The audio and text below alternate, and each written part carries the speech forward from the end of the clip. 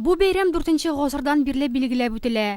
Нурлат районы православие динендәгеләр 7-нче гыйнвар төнендә чиркәүләрдә иртәнгә кадәр гыйбадәт кылып, гөнаһларны кичерүне сорап, Раштуаны каршы алдылар.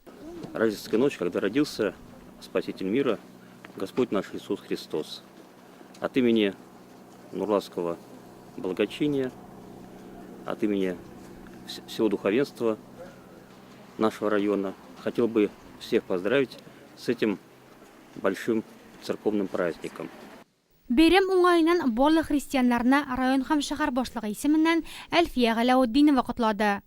Разрешите от имени главы Нурлатского муниципального района Равиля Фраевича поздравить вас с Рождеством Христовым, пожелать вам самого наилучшего, поблагодарить вас за труд, то, что вы несете, за мир, за покой, всего самого хорошего.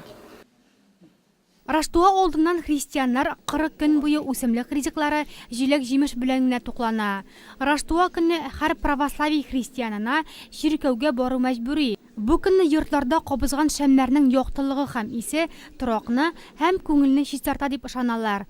Раштуа бәйрәме туганнар, якыннар белән мул табыннар артында уза.